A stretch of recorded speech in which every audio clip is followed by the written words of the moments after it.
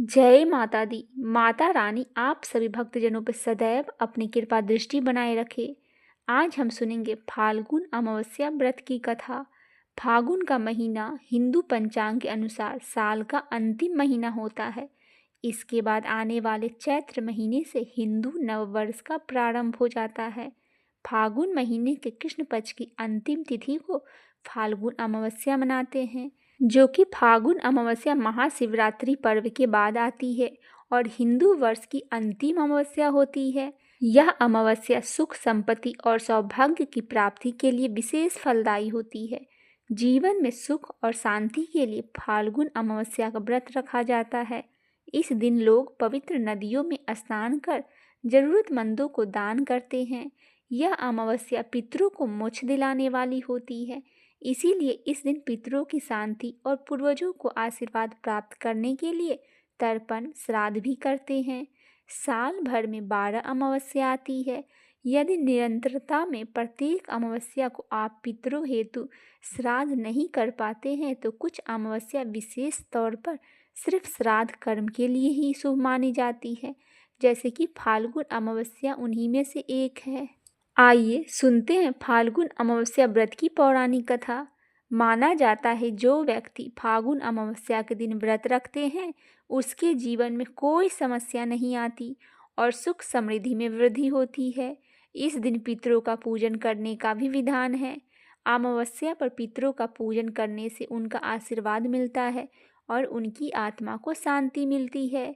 मान्यता के अनुसार आज के दिन गंगा में डुबकी लगाने से और दान करने से कई गुना पुण्य की फल की प्राप्ति होती है।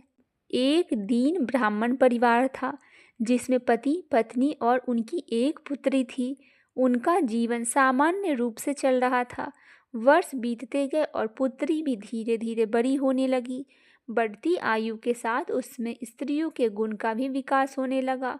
वह अत्यंत ही सुंदर, सुशील और सर्वगुण संपन्न थी, लेकिन गरीब होने के कारण उसका विवाह नहीं हो पा रहा था। एक दिन उस ब्राह्मण के घर में एक साधु महाराज पधारे।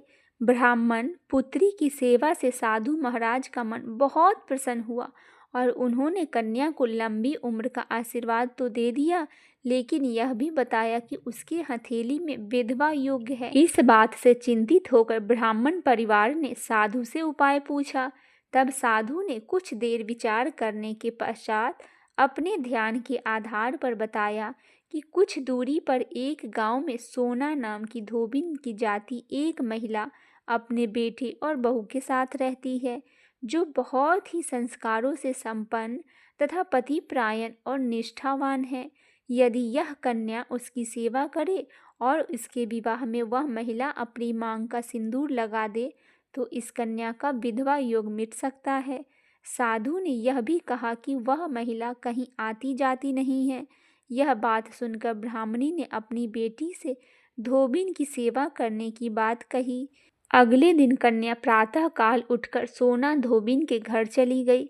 फिर प्रतिदिन वह धोबिन के घर की साफ सफाई और अन्य सारे कार्य कर अपने घर वापस आ जाती थी। एक दिन सोना धोबिन अपनी बहू से पूछती है कि तुम तो सवेरे उठकर सारे काम कर लेती हो और पता भी नहीं चलता। तब बहू ने कहा, माँ जी, मैंने तो सोचा कि आप ही प्रातः काल उठकर सारे काम खुद ही खत्म कर लेती है, मैं तो देर से उठती हूँ। इसके बाद दोनों सास बहू निगरानी करने लगी कि कौन है जो सवेरे ही घर का सारा काम करके चला जाता है। कई दिनों बाद धोबी ने देखा कि एक कन्या प्रातः काल घर में आती है और सारे काम करने के बाद वह चली जाती है। जब वह जाने लगी तो सोना धोबिन उसके पैरों पर गिर पड़ी और पूछने लगी कि वह कौन है जो उसके घर के सारे काम कर जाती है। फिर उसने कहा। तब कन्या ने साधु द्वारा कही गई सारी बात बताई। सोना धोबिन पतिपरायण थी, उसमें तेज था, इसीलिए वह इस बात के लिए मान गई। सोना धोबिन के पति थोड़े अस्वस्थ थे, इसीलिए उसने अपनी बहू से अपने लौट आने तक घर पर ही रहने को कहा। सोना धोबिन ने जैसे ही अपने मांग का सिंदूर उस कन्या की मांग में लगाया, उसकी पति का मृत्यु हो गया। थोड़े समय बाद उसे इस बात का पता चला, वह घर से निर्जला ही चली थी। यह सोचकर कि रास्ते में कहीं पीपल का पेड़ मिलेगा तो उसे भवरी देकर उसकी परिक्रमा करने के बाद ही जल ग्रहण करेगी। उस दिन अमावस्या थी।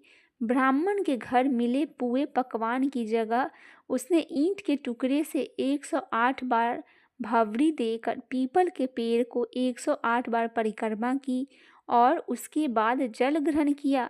ऐसा करते ही उसके पति के मुर्दा शरीर में वापस जान आ गई। धोबिन का पति वापस जीवित हो गया।